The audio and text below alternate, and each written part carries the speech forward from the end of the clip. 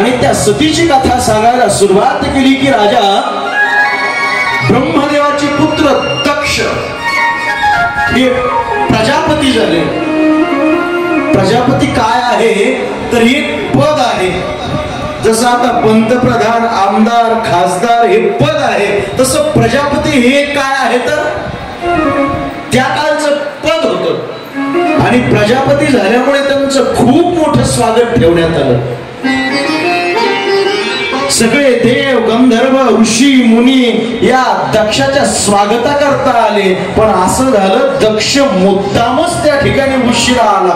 सभेमध्ये आल्याबरोबर सगळ्यांनी त्यांना उठून नमस्कार केला, पण 3 देव मात्र उठले नाही। एक म्हणजे भगवान विष्णू, दुसरे म्हणजे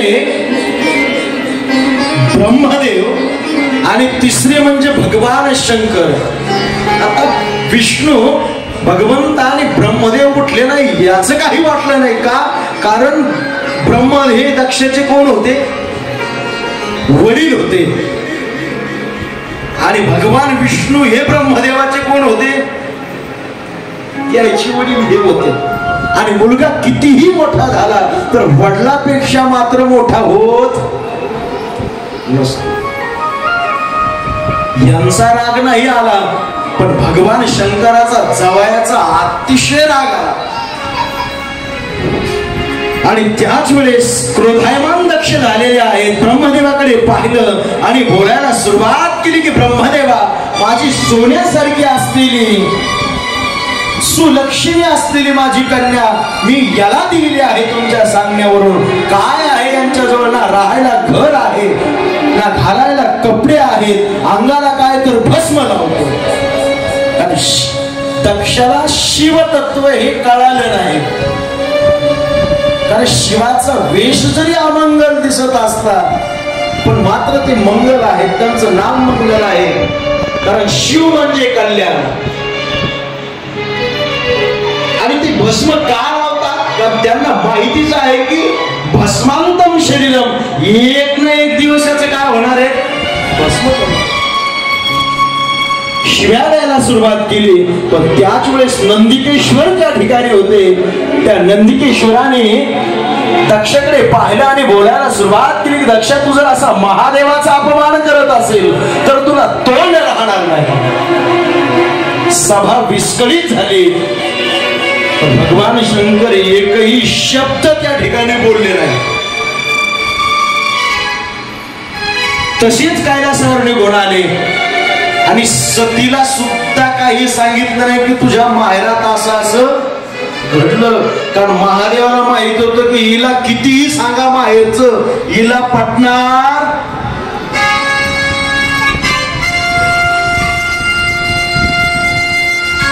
पण दक्षाचा मात्र राग मनात कायम होता आणि केवळ महादेवाचा, शिवाचा अपमान करण्याकरता, बदला घेण्याकरता त्याने एका यज्ञाचं आयोजन केलं कणखल या ठिकाणी। सगळ्या देव, गंधर्व, ऋषी, मुनी यांना आमंत्रण दिलं, महादेवाला साधी पत्रिका सुद्धा दिली नाही। सगळ्या देवांना सांगितलं की तुम्ही येताना कैलास मार्गे या, केवळ शिवाचा अपमान करण्याकरता हा काय होता तर यज्ञ होता। सगळे देव कैलासातून जाऊ लागले विमानाने। त्यावेळेस या सतीने विचार केला की सगळे देव, देवश्री आज एवढे कुठे निघाले। एका देवश्रीला विचारलं की तुम्ही कुठे निघाला, त्यावेळेस त्या देवश्रीने सांगितलं, सती तुझ्या वडिलाच्या घरी एवढ्या मोठ्या यज्ञाचं आयोजन केलेलं आहे, तुला निमंत्रण नाही का, तू अजून इथं कशी आहे। त्यावेळेस सतीने खोटं बोलायला सुरुवात केली की आम्हाला निमंत्रण आहे, पण माझे पती हे समाधीत आहेत आणि यांची समाधी उत्तान पावली की आम्ही येणार आहोत। आणि सती महादेवाकडे आली असताना महादेव समाधीतून जागे झाले आणि त्याच वेळेस त्या सतीने महादेवाला नमस्कार केला आणि बोलायला सुरुवात केली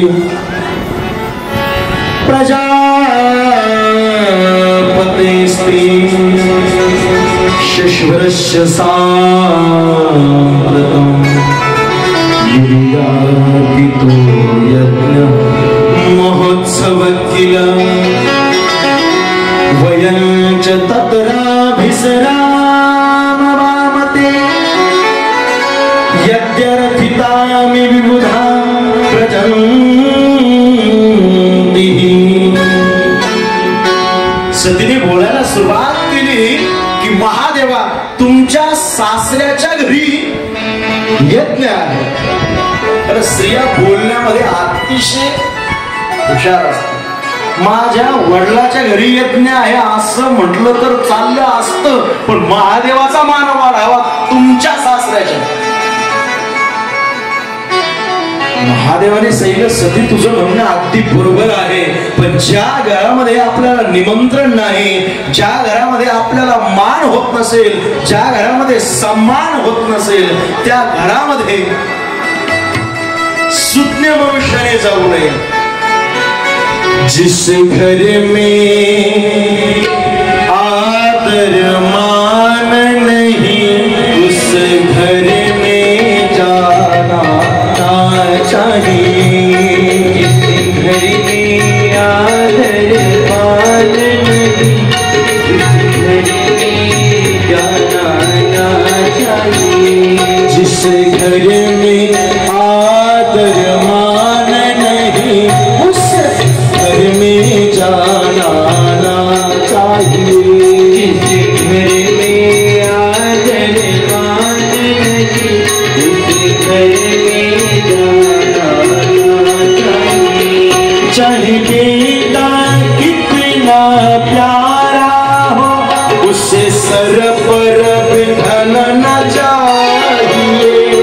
चाहे बेटा कितना प्यारा हो उसे सर पर बिठाना न चाहिए. चाहे बेटी कितनी सुंदर हो उसे घर घर घुमाना न चाहिए. चाहे बेटी कितनी सुंदर हो उसे घर घर घुमाना न चाहिए. जिस घर में जिस घर में आदर मान नहीं उस घर में जाना चाहिए. घर में आदर मान उस घर में जाना चाहिए. सल्ली की सती ज्या घरात आपल्याला मान नाही, ज्या घरात आपला सम्मान होत नसेल, त्या घरात आपण जायला नाही पाहिजे. तर सतीनेच महादेवाला शास्त्र सांगायला सुरुवात केली आणि महादेवाच्या लक्षात आलं की ज्या अर्थी मला सती शास्त्र सांगत आहे त्या अर्थी ही गेल्याशिवाय राहणार. आणि शहाण्या माणसानं बायकोनं म्हटलं मला माहेराला जायचं की आठवलं नाही पाहिजे, लगेच बस स्टँडवर नेऊन घालावं हाफ तिकीट आहे.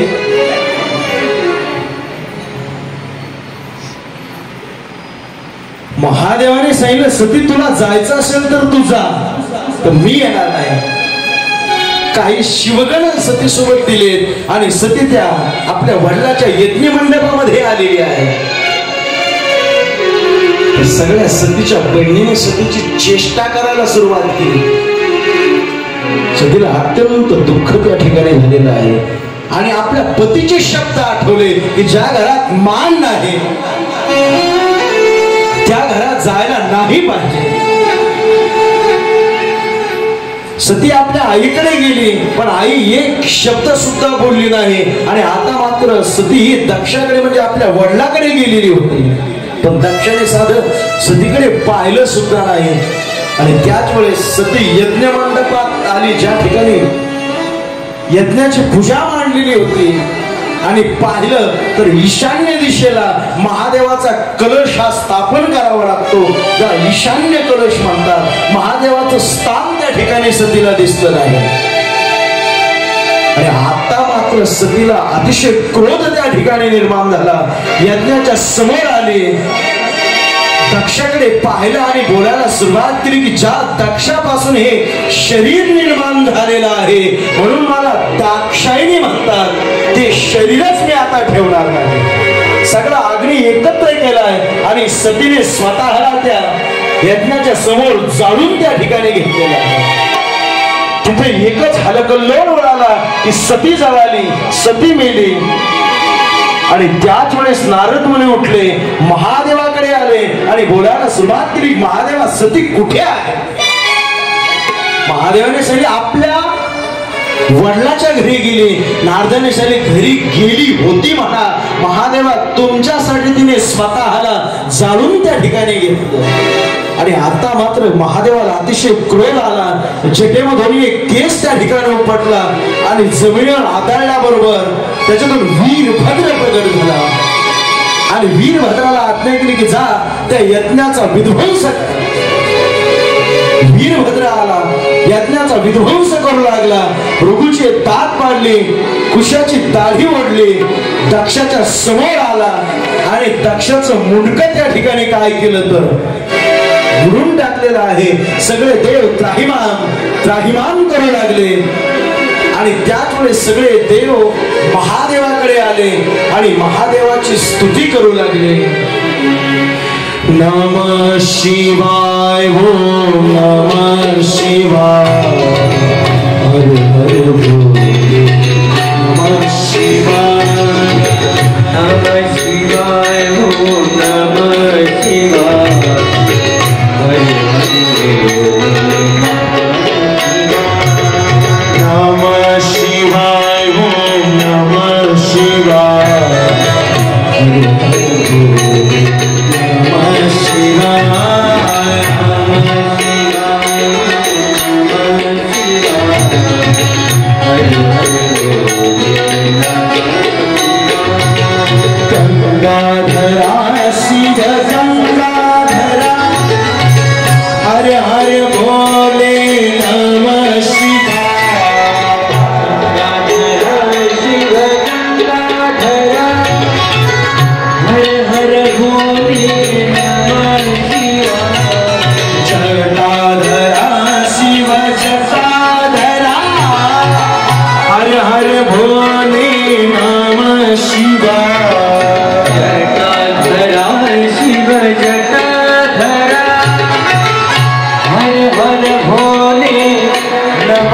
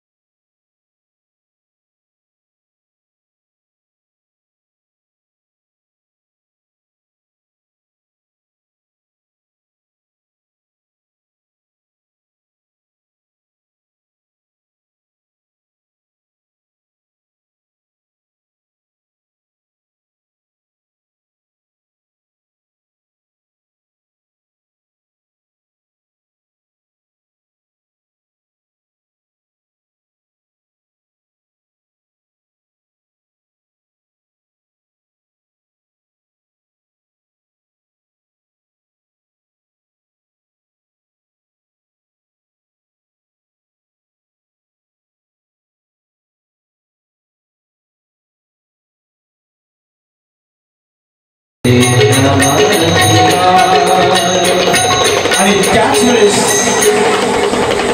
महादेव प्रसन्न झाले. दक्षाला का बोकडाचं मुंडकं बसवलेलं आहे आणि सतीच्या कलेवर जवळ आले आणि सतीचं कलेवर आपल्या हातात घेतलेलं आहे आणि शिव हे तांडव नृत्य त्या ठिकाणी करत आहे. जटात गलचल प्रवाह पाहुत स्थले गलेव नंद नंदुला भजंग गंगमा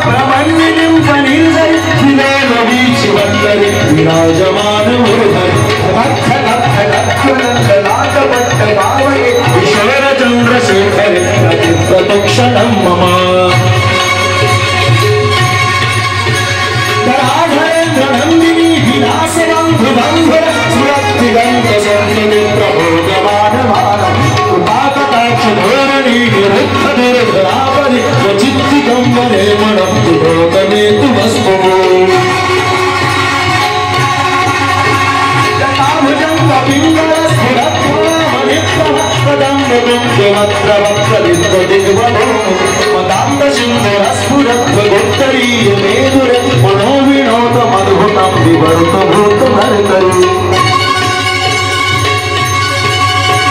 सहस्राचर प्रभुत शेषलेख शेखर प्रसून धूलि धोरणी भुजंगराज मालयानि भक्त जात जूतक श्री चिराय जयता गौरवं शेखर